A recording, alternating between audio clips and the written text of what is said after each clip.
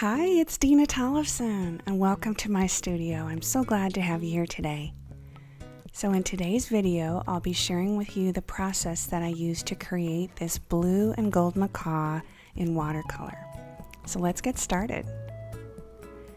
Alright, so in today's demonstration, I'm going to be using a combination of watercolor pencils. These are Caran Aquarelle pencils, watercolor pencils, which just means it's watercolor in a pencil form, and then you get it wet to make it to make the color spread, or you can leave it dry to just keep the pigment where it is. And then I'm also going to be using these brushes. These are all silver velvet from the brand Silver Velvet, and just some clean water. And then also watercolor in tubes. So you can use watercolor in pans or watercolor in tubes. I prefer the tube watercolor because I can control how wet or how dry the pigment is. So just activating the that watercolor pencil, and then coming in now with a little bit of Winsor Newton yellow. I'm going to go in and show you, I've got a little chart here of my watercolors, but show you this process. So if you're like me and you're like, hey, I wish I could control my watercolors and get them to do exactly what I want, in today's video I'm going to share with you this little secret. So the secret with controlling your watercolor is deciding how much water is going to be on your paper before you apply your paint, and then how thick or how viscous your paint is. So in this example here, I'm applying the color. I got the paper wet first with a paintbrush, just put a little bit of water over the area I wanted to get wet. And you can see the tubes that I've got here. So the tubes, the pigment is super thick when it comes out of the tube. And then I'm just using a little dropper here and adding some clear water, just plain water. You can use distilled water. I just use tap water. But I apply and put some water into this paint, and then the paint itself is super thick, and so then if you dip your brush in the water and add more water to it, then you get a very thinned out look. So I pre-wet my bird here where I wanted it to be blue, and the watercolor will just flow across the area where it's wet. So if you see carefully, you can see like on the wing area, it was already pre-wetted, and now when I apply the paint over the top, the paint will just flow. And if I apply paint over a dry area of the paper, it won't move, it won't travel. So watercolor will only travel where your paper is wet.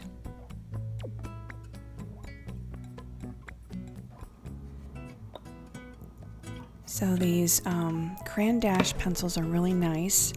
I like to use them in combination with the fluid watercolor to get special effects. So when you use a watercolor pencil, you can apply it and kind of leave these scratchy lines, and that adds a little bit of texture. So for the ruff of this bird, so right underneath his neck, he has this kind of like, it almost looks like fur, kind of a feathery fur kind of thing. But before I do that, I really do need to sharpen my pencil. So let me show you how I'm going to do that. I've got this Derwent manual sharpener, and I did a review on this sharpener. I did some research before purchasing this, and found it was one of the best sharpeners that there is as far as being able to get a really nice sharp point. If you get a sharp point on either your colored pencils or your watercolor pencils, this allows you to do some precision work. So I can get this sharp of a mark, and I can actually even get it a little bit sharper. Let's try that here.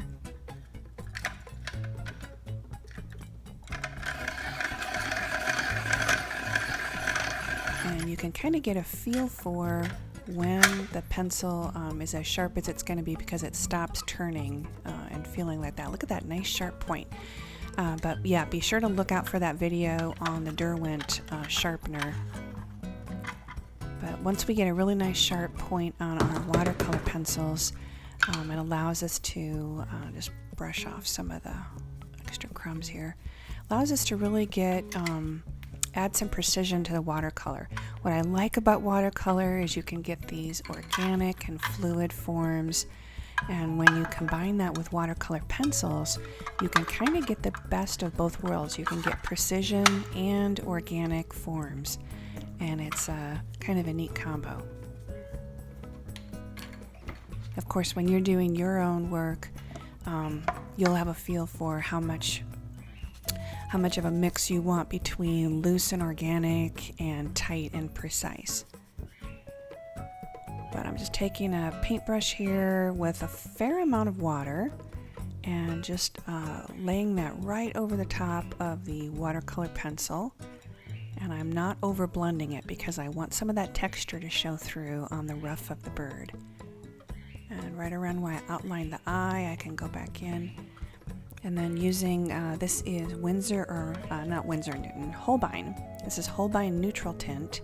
Can go into the beak of this bird and just apply that with the paintbrush. And I've got a highlight area that I want to show, and so I'll show you how to do that. Once that's dry, you can come back in and do a process called lifting, where you can remove color once you put that on. But do you see the difference between the watercolor pencil and the fluid watercolor, the difference in the texture that you can get? So let's take a Q-tip, a couple of these little cotton swabs. I'm just going to dip it in water and go back over the dry area where I just put the Holbein neutral tint, and I can just lift this off. So I'm twisting and turning the cotton swab, the little damp cotton swab, dip it in the water again, the clean one, and just come in and just wipe that down. And we can lift out a highlight that way. You can use a cotton swab. What's nice about a cotton swab is it will hold the pigment. You can also do that with a paintbrush. If you have a stiff paintbrush, you can come back in and then wipe the brush off when it gets full of paint. I'm just going to scrub this little area here. And I'm using Arches 140-pound watercolor, cold press watercolor paper, so I can scrub this out afterwards and not worry about damaging the paper below. But see, you can see I could have also used a resist method or simply just not painted that area, but I wanted the area below to have a soft edge and kind of a little bit of a gray. So using the lifting method turned out to be best for me for this situation. Let's get a little bit of more of the neutral tint and a tiny little dot of Winsor Newton Chinese white for the highlight of his eye.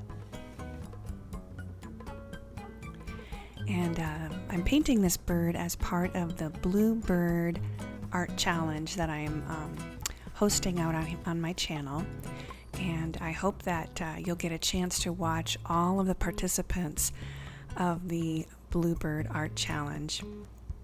It's a lot of fun. I host art challenges every couple of months, and it's so much fun to see how everybody responds to the prompts. So I hope that you'll get a chance to go out and check out all of the other videos.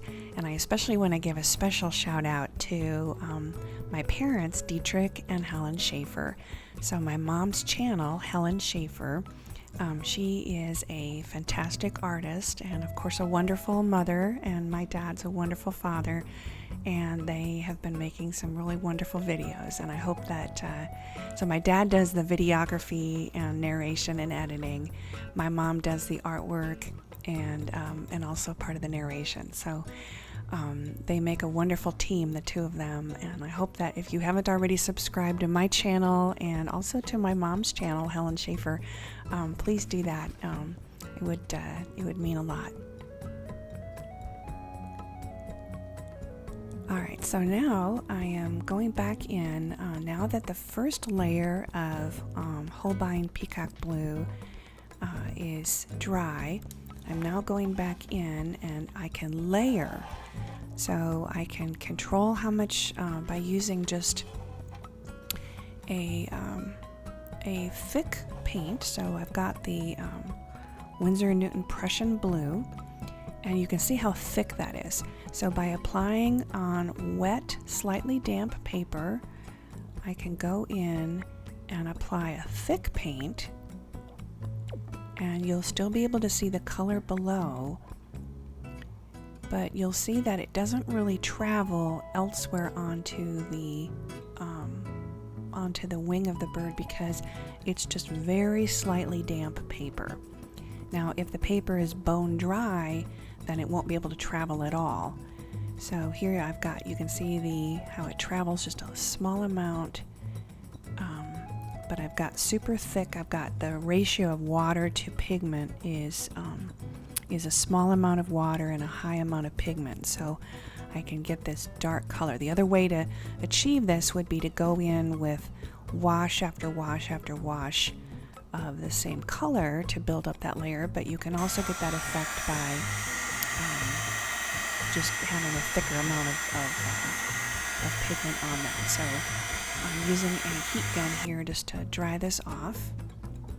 And now I'm going to apply just plain water, and I'll show you this effect of what happens when you apply just water onto a surface and then you come in with just a tiny amount of pigment. So here I want to get a very light effect on his face.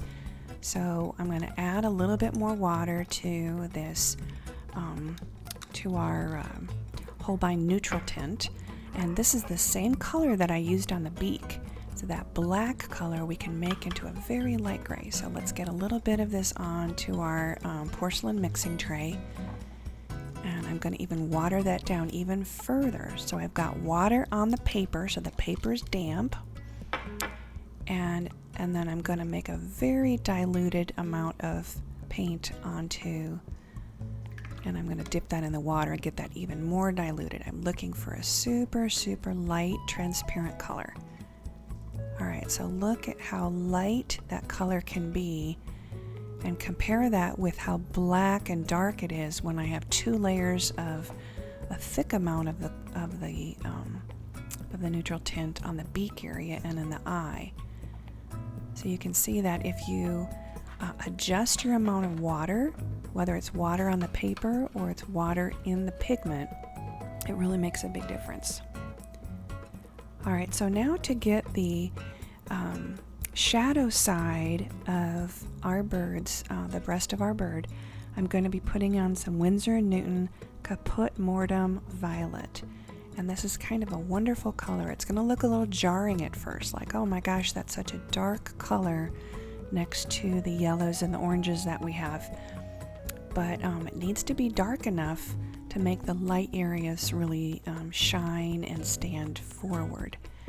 So I've got a finished, you can see in the corner, on the bottom corner of your screen, you can see how in the finished bird, although it looks super dark at first, it's important to get those dark colors in order to really have a lot of three-dimensionality in your work. So now I'm just applying this dark shadow color and putting it under where the wing is casting a shadow, and then also just now I'm going to make a transition color between. So I'm going to take some of that caput, what is that one called here? That's the Winsor Newton Caput Mortem Violet, and adding a little bit of the Winsor Newton Yellow Deep, mixing those two together, and I can make a new color that's a combination between the two. And you can really do that yourself. You can mix them on the paper, or you can mix them in a little mixing tray like I did.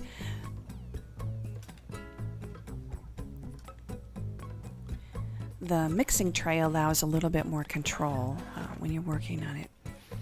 So I want to talk a little bit about The wonderful Blue and Gold Macaw. I love Blue and Gold Macaws. I've never seen one in the wild myself, but I hope to someday.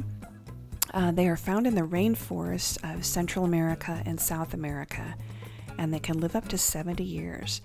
And they are bold and raucous and kind of noisy birds, and just so majestic and so beautiful. And I want to try and capture the vitality and the excitement of this bird, of this parrot, through my watercolor and through the choices of the color and the strokes. I want to show the power and the vitality of the bird. So this tray that I'm using here is called the Lock Box by Richeson. If you are in need of any art supplies, I have all of the art supplies that I use. I've got listed on a list out on Amazon. So I'm an Amazon influencer, and if you buy any of the art supplies that I recommend out on Amazon, I do receive compensation for that, but it's no additional cost to you. So I encourage you to check out that list. I've got it in the description. And I'm applying now this Holbein leaf green to the top of our Blue and Gold Macaw's head. So look at how I've got just a small amount of water in with the pigment. And this next color here is, what's that one here? Oh yeah, that's the Winsor Green Gold. But Winsor Green Gold is one of those colors where it's kind of like neutral tint. If you have hardly any water in it, it's going to be a super dark color. And if you add a bunch of water to it, you can get it to be almost a sheer, like almost a close to white, just a very light color. So now, in order to, there are these feather markings on his face, and I'm going to use a combination of the watercolor pencil and just make it barely damp, and use the liner brush, the watercolor brush, and just lightly go over those marks. And I'm not going to go over the full mark. I'll just go over like a little part of it, and just apply a tiny amount of water to activate that and smooth it out. And I like that scratchy feeling between the watercolor pencil when it's activated but not activated all the way. Now coming in, I'm just going to take plain water, just clear plain water over the dried, this is all dry now. If this was wet before I did it, I would be lifting off the color and moving the color around, but since the color's dry, I can layer this right on top. So this color is Winsor and Newton Orange, and you see I can just layer and control where that water is. But because I put the water on the paper first, then this orange is going to travel anywhere where I put the water.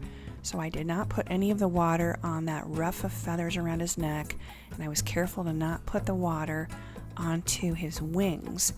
And so this orange that I'm applying will now be able to just flow only on the area where I got the paper wet. So now with some Winsor and Newton Lemon, I can go back in, and I've got a fair amount of pigment on here, and I can just go and where the water was, where I just applied that water right next to the orange, and I'm going to allow those colors to mingle together in this top layer. And you can get some neat blending effects when you do that. Now coming in with Winsor and Newton Winsor Yellow Deep, I'm applying, got a lot of water on the brush, and I've got a lot of pigment and thick amount of pigment on there, and so I'm allowing this to just lay and mingle on top of all those layers to get some soft blending.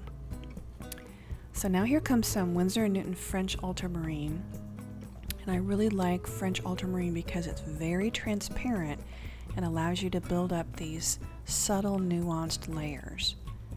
So let me demonstrate this again with just taking water over the fully dried wings. I'm only putting it on the wing, not on the breast of the bird. And then coming in with some of the Winsor Newton French ultramarine.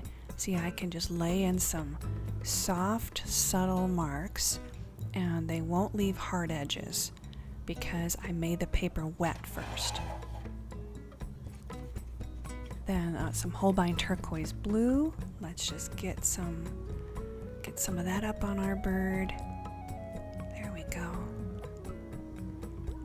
And I'm just looking and aiming to follow the lines of the feathers. I'm not going to be drawing in individual feathers, just kind of giving the impression of feathers. Now I've just allowed this to dry, and you can see what this is going to look like here if I lay a mat over the top. But I want to decide where I'll put my signature. Let's get it just right over there.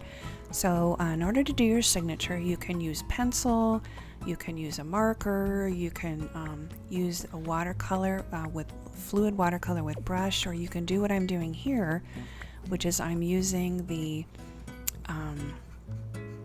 watercolor pencil, and just then taking my liner brush and a tiny amount of water, I'm just going over with a bit of water and just activating over the top of the signature.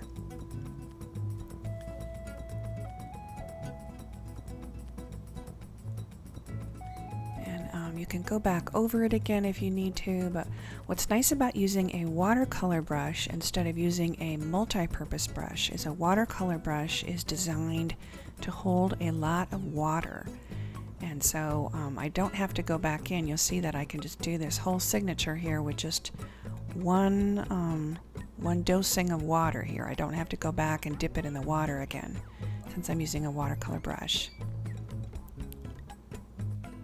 Alright, so now I'm going to take a palette knife and take off the edge of this, and let's get that tape off of there. This is a acid-free tape.